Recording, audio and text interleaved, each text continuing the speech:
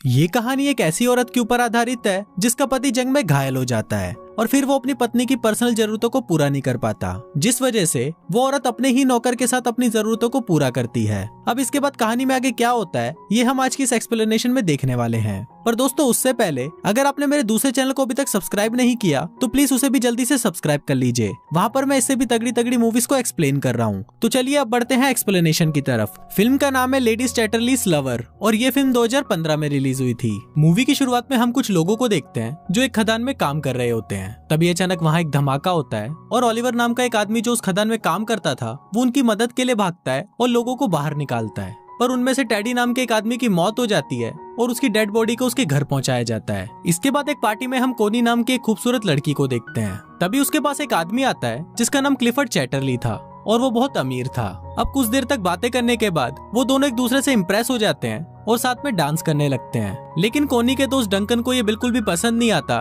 क्योंकि वो भी कोनी से प्यार करता था। अब इन दोनों की ये मुलाकात प्यार में बदल जाती है और वो दोनों एक दूसरे से शादी कर लेते हैं और शादी के वक्त वो दोनों ये कसम खाते हैं कि वो दोनों एक दूसरे से हमेशा वफादार रहेंगे और कभी भी एक दूसरे का साथ नहीं छोड़ेंगे। अब उन दोनों की मैरिज लाइफ बहुत अच्छी चल रही थी पर अगले दिन ही क्लिफर्ड को सेना में जाना पड़ता है क्योंकि वो एक सोल्जर था। वहीं जंग के दौरान क्लिफर्ड घायल हो जाता है और उसे वापस घर भेज दिया जाता है। आज क्लिफर्ड घर आ रहा था और सभी बहुत ज्यादा खुश थे और उसका वेलकम करने के लिए घर के बाहर खड़े थे। क्लिफर्ड को देखकर कोनी बहुत ज्यादा खुश होती है पर तभी हम देखते हैं कि जंग में घायल होने के बाद क्लिफर्ड के पेट के नीचे का पूरा हिस्सा पैरालाइज हो जाता है। अब क्लिफर्ड अपनी हालत से लाचार था और वो सबको थैंक यू बोलकर अंदर आ जाता है। वहीं कोनी क्लिफर्ड को जिंदा देखकर खुश तो हो रही थी पर वो भी अंदर ही अंदर बहुत दुखी थी। उनकी खुशियों भरी जिंदगी में कभी ऐसा मोड़ भी आएगा ये किसी ने सोचा नहीं था। इसी बात से दुखी होकर क्लिफर्ड खुद को मारने की कोशिश भी करता है पर तभी कोनी उसे रोक लेती है और वो उसे विश्वास दिलाती है कि वो हमेशा उसके साथ रहेगी। अब इसकी दूसरी तरफ हम ओलिवर को देखते हैं जो अपनी मंगेतर को लेटर लिख रहा होता है। इस बार ओलिवर किसी खदान में काम नहीं कर रहा था बल्कि इस बार वो जंग में था। कुछ दिनों बाद जब ओलिवर अपने घर आता है तो वो अपनी मंगेतर को किसी दूसरे आदमी के साथ देख लेता है और वो उससे बिना मिले ही वहाँ से चला जाता है। कुछ दिनों बाद ओलिवर काम मांगने के लिए क्लिफर्ड के पास जाता है। फिर जब क्लिफर्ड उससे बात कर रहा होता है तब उसे पता चलता है कि ओलिवर जंग में उसी के अंडर काम कर रहा था। क्लिफर्ड इससे काफी इम्प्रेस होता है और वो ओलिवर को उनके पक्षियों का ख्याल रखने का काम देता है।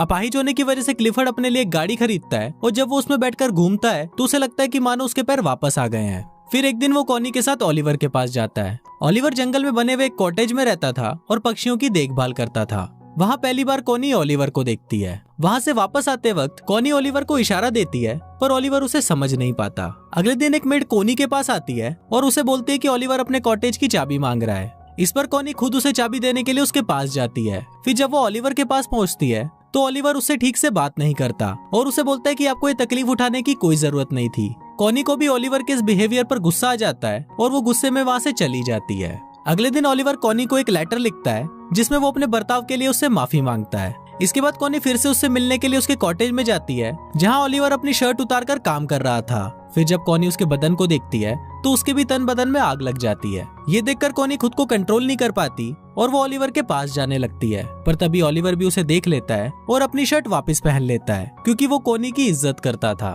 कोनी को वो जगह बहुत पसंद थी इसलिए वो ओलिवर को बोलती है कि मैं हर रोज यहाँ पर पेंटिंग करने आऊंगी। इस पर ओलिवर उसे बोलता है कि मैं ये जगह आपके लिए साफ कर दूंगा और मैं किसी और जगह चला जाऊंगा। कोनी उसे बोलती है कि तुम्हें कहीं भी जाने की जरूरत नहीं है और तुम मुझसे इतना भाग क्यों रहे हो। यहाँ कोनी ओलिवर से गुस्सा हो जाती है और वहाँ से जाने लगती है। लेकिन तभी बारिश आ जाती है इसलिए वो ओलिवर के साथ उसके कॉटेज में चली जाती है जहाँ वो दोनों आग जलाकर खुद को गर्म करने लगते हैं। पर तभी ओलिवर वहाँ से उठ जाता है क्योंकि वो कोनी के इरादे समझ रहा था। कोनी उससे पूछती है कि तुम मुझसे दूर क्यों भाग रहे हो तो ओलिवर उसे बोलता है कि मैं तुमसे दूर नहीं भाग रहा, बस मैं डर रहा हूँ क्योंकि अगर क्लिफर्ड को हमारे बारे में पता चल गया तो मेरी नौकरी चली जाएगी। अब क्योंकि ओलिवर ने कोनी को गर्म करके ठंडा ही छोड़ दिया था इसलिए वो वहाँ से अपने घर चली जाती है। एक दिन कोनी क्लिफर्ड को बोलती है कि मुझे बहुत अफसोस है कि हमारा कोई बच्चा नहीं है। इस पर क्लिफर्ड उसे बोलता है कि मैं बहुत कोशिश कर रहा हूँ और वो अपने शरीर को ठीक करने के लिए उस पर करंट के झटके देने लगता है। क्लिफर्ड दर्द से बहुत चिल्ला रहा था और फिर जब आखिरी में कोनी से उसका दर्द देखा नहीं जाता तो वो क्लिफर्ड को रोक देती है। अब क्लिफर्ड इस काम में नाकाम हो गया था इसलिए वो रोने लगता है। अब इसके अगले दिन कोनी जंगल में जाती है और वहाँ पर बैठकर एक डायरी पढ़ने लगती है पर तभी उसे ओलिवर के काम करने की आवाज सुनाई देती है और वो तुरंत उसके पास चली जाती है जहाँ पहुंचकर वो छोटे चूजों को देखती है और उनको देखकर रोने लगती है। उन बच्चों को देखकर वो अपने बच्चे को याद करती है जो शायद अब कभी भी पैदा नहीं होगा। अब कोनी को रोता हुआ देखकर ओलिवर उसके पास आता है और उसे गले लगा लेता है। अब ओलिवर भी कोनी को पसंद करने लगा था, इसलिए वो उसे अपने साथ अपने कॉटेज में ले जाता है, जहाँ वो दोनों घपाघप करते हैं। अब कोनी पूरे दिन ओलिवर के साथ ही रहती है और फिर जब शाम होने को आती है तो ओलिवर उसे घर छोड़ने उसके साथ जाता है।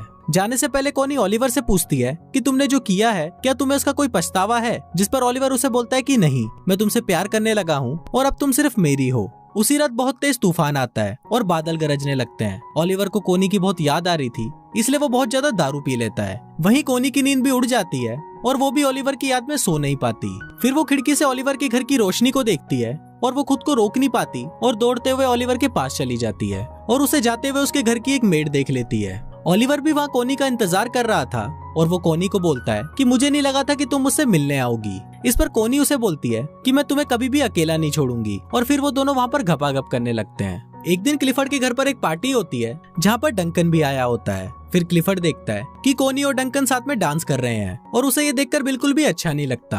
अगली सुबह क्लिफर्ड कोनी को बोलता है कि तुम्हारे लिए तुम्हारे पति से ज्यादा इम्पोर्टेंट एक बच्चा पैदा करना है। कोनी हमेशा से एक बच्चा चाहती थी और क्लिफर्ड को लगता है कि इसीलिए कोनी डंकन के करीब जा रही है। पर इस बात से कोनी बहुत गुस्सा हो जाती है, जिस पर क्लिफर्ड उसे कहता है कि उसे इस बात से कोई फर्क नहीं पड़ता कि तुम किसी से भी बच्चा पैदा करो, बस वो बच्चा मेरा होना चाहिए। अब इस बात से गुस्सा होकर कोनी ओलिवर के पास चली जाती है और उसके साथ घपाघप करती है।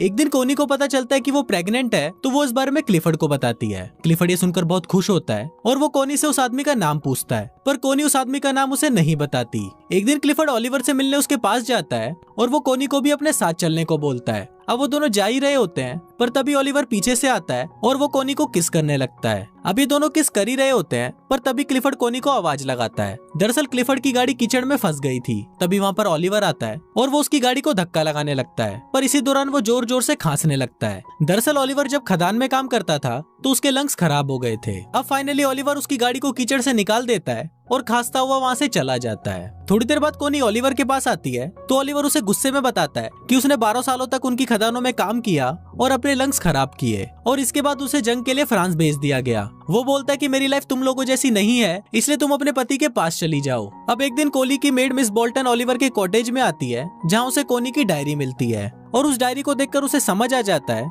कि कोनी के पेट में जो बच्चा है वो ओलिवर का है। एक दिन क्लिफर्ड आने वाले बच्चे की खुशी में अपने घर पर एक पार्टी रखता है, पर तभी वहाँ पर मिस बोल्टन आती है और वो क्लिफर्ड को बता देती है कि कोनी के पेट में जो बच्चा है वो ओलिवर का है। फिर जब कोनी क्लिफर्ड से मिलती है तो क्लिफर्ड उससे बहुत नाराज हो जाता है। इसके बाद कोनी मिस बोल्टन के पास जाती है और उससे पूछती है कि तुम्हें ये बात किसने बताई, पर इस पर मिस बोल्टन उसे कुछ नहीं बताती। अब कोनी को लगता है कि शायद मिस बोल्टन को ओलिवर ने बताया होगा, पर मिस बोल्टन उसे बोलती है कि उसने उसे कुछ नहीं बताया। अब इस पर कोनी रोने लगती है और वो उसे बोलती है कि मैं ओलिवर से बहुत प्यार करती हूँ। फिर मिस बोल्टन उसके पास आती है और उससे माफी मांगते हुए बोलती है कि जल्दी ओलिवर के पास जाओ वरना तुम्हारा पति उसे मार देगा। ये सुनकर कोनी भागते हुए ओलिवर के आउट हाउस में जाती है और देखती है कि वहाँ पर कोई नहीं था। ये देखकर कोनी रोने लगती है, पर तभी वहाँ पर ओलिवर आ जाता है और उसे देखकर कोनी उसे गले लगा लेती है। इसके बाद हम देखते हैं कि कोनी क्लिफर्ड के घर पर आती है, जहाँ कोनी उससे डिवोर्स मांगती है, पर क्लिफर्ड उसे मना कर देता है और ओलिवर को बुलाने के लिए बोलता है। पर फिर जब ओलिवर वहाँ पर आता है तो वो दोनों आपस में बहस करने लगते हैं और फाइनली कोनी और ओलिवर क्लिफर्ड के घर को छोड़कर चले जाते हैं। उनके जाते वक्त क्लिफर्ड वहाँ पर आता है और वो कोनी को तलाक देने के लिए मान जाता है। अब कोनी और ओलिवर क्लिफर्ड से बहुत दूर चले जाते हैं